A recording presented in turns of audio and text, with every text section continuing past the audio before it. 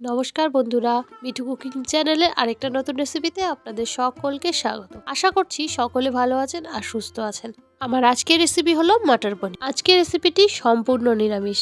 ভাত, রুটি, পরোটা সব কিছুর সাথেই এই রেসিপিটা খেতে দুর্দান্ত লাগবে। আর দুপুরবেলা আমি এখন এক থালা ভাত নিয়ে সেই মটর পনিরের তরকারি দিয়েই খাচ্ছি। আর সত্যি কথা বলতে খেতে কিন্তু অসাধারণ হয়েছে। তো চলুন শুরু করা যাক। মটর পনির করার জন্য পনির তো অবশ্যই লাগছে। পনির এখানে আমি 300 গ্রামের মতো নিয়েছি আর পনিরটাকে সুন্দর করে পিস পিস করে রেখেছি। আপনাদের যার যেরকম পছন্দ সেইভাবে আপনারা রাখবেন। এবার এই পনিরগুলোর মধ্যে একটু লবণ আর দিয়ে দেব হলুদ। হাত দিয়ে ভালো করে পনিরের মধ্যে লবণ হলুদটাকে ভালোভাবে মেখে নেব। দেখুন সবগুলোকে মাখানো হয়ে গেছে। এবার আমি 5 মিনিটের মতো এভাবে রেখে দেবো। গ্যাসে একটা কড়াই বসিয়ে দিয়ে তার মধ্যে দিয়ে দিলাম কিছুটা সাদা তেল। তেলটাকে একটু নেড়েচেড়ে গরম করে নিয়ে তার মধ্যে পনিরগুলো দিয়ে দেবো আস্তে আস্তে।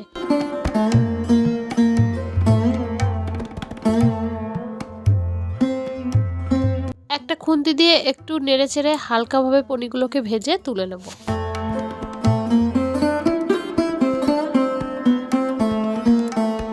পনির ভাজা কমপ্লিট, এই যে তুলে নিয়েছি। চলুন এরপর যাই পরবর্তী স্টেপে। যে কড়াইটার মধ্যে আমি পনির ভেজেছিলাম সেই কড়াইটার তেলটার মধ্যে দিয়ে দিলাম একটা টমেটো কুচি আর দিয়ে দিলাম 4 টুকরোর মতো আদা আর দিয়ে দিলাম কিছুটা পরিমাণে লবণ। লবণটা দিলাম তার কারণ টমেটোটা গলে যাবে। এইবার দিয়ে দিলাম 4 মগজ আর দিয়ে দিলাম 5টা কাজু বাদাম। আপনারা পরিমাণটা বুঝে দেবেন, যদি কম বেশি যার যেরকম হয় সেইভাবেই দেবেন। গ্যাসের ফ্লেমটাকে আমি মিডিয়াম টু লোতে রেখেছি আর খুন্তি দিয়ে এই টমেটোর মাথাগুলোকে একটু ঘেটে দিই, তাহলে হবে কি জলটা তাড়াতাড়ি টেনে যাবে। 2 মিনিটের মতো আমি এটাকে নাড়াচাড়া করব, তারপরে গ্যাসটাকে বন্ধ করে দেবো। এটা হয়ে গেছে, এবার আমি গ্যাসটাকে বন্ধ করে দেবো। এই যে সবগুলো আমি তুলে নিয়েছি। এইবার এই মিক্সিং জারটার মধ্যে সবগুলো ঢেলেও দিয়েছি। এইবার এটাকে আমি পেস্ট করে নেব। যদি কারো জলের দরকার হয় তো জল দেবেন, আর যদি দরকার না হয় তো দেবেন না। আমি এখানে অল্প পরিমাণে দিয়েছি, আমার একটু দরকার পড়েছিল। এই যে ফাইন পেস্ট একটা রেডি। আর দাঁড়ান দেখান আপনাদের চামচে করে তুলে। এই যে দেখুন পেস্টটা একেবারে রেডি। চলুন যাই বাকি রান্নাটায়।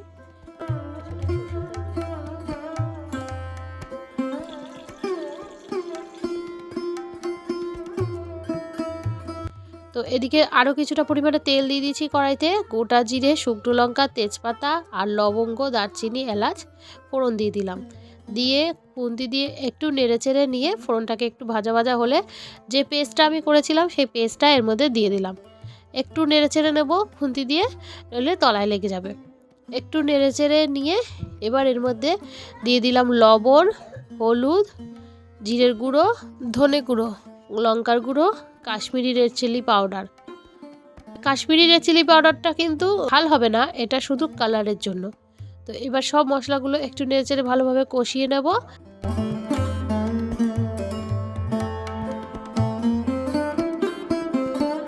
5 থেকে 6টা কিশমিশ নিয়েছিলাম, সেটা আমি এর মধ্যে দিয়ে দিলাম। কিশমিশ দিলাম তার কারণ হচ্ছে যখন গ্রেভির মধ্যে কিশমিশটা মুখে পড়বে তখন এর স্বাদ আরও বাড়বে। তো এবার কিছুটা মশলা ধোয়া জল দিয়ে দিলাম, নইলে মশলাটা লেগে যাচ্ছিল। একটু নেড়ে চেড়ে এর মধ্যে দিয়ে দেবো মটরশুঁটি।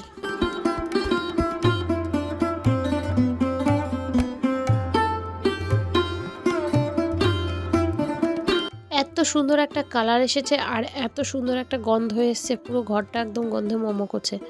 এবার দিয়ে দিলাম চিনি। এই রেসিপিটা একটু মিষ্টি মিষ্টি হবে, এমনিতেই নিরামিষ তরকারি খুব বেশি ঝাল হয় না, তো একটু মিষ্টি মিষ্টি হবে, এই জন্য চিনিটা দিলাম।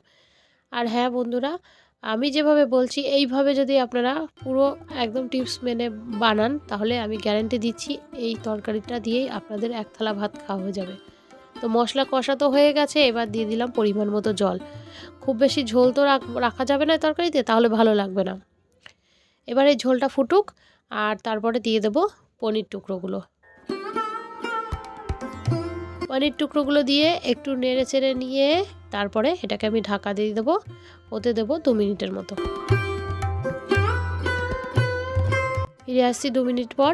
এই যে দেখুন এটা ফুটে গেছে আর একদম রেডি। দাঁড়ান, তার আগে একটু নুন মিষ্টিটা অবশ্যই চেক করে নেবেন। বলা যায় না, যদি নুন মিষ্টি কম হয় তাহলে দিলে পরে আবার ঠিক হয়ে যাবে।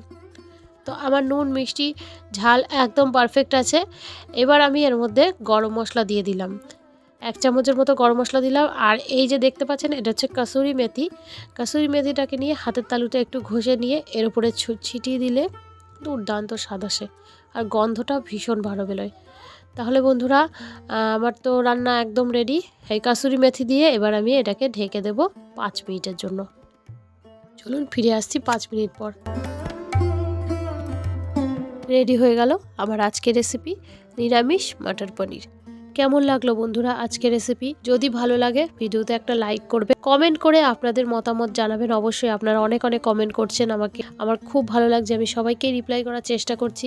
আর ভিডিওটা যদি সহজ মনে হয় শেয়ার করতে একদম ভুলবেন না। আর যারা আমার নতুন বন্ধু তারা চ্যানেলটাকে সাবস্ক্রাইব করে পাশের বেল নোটিফিকেশনটা অবশ্যই অন করবেন, যাতে আমি যখনই ভিডিও ছাড়ি তখনই আপনারা দেখতে পারেন।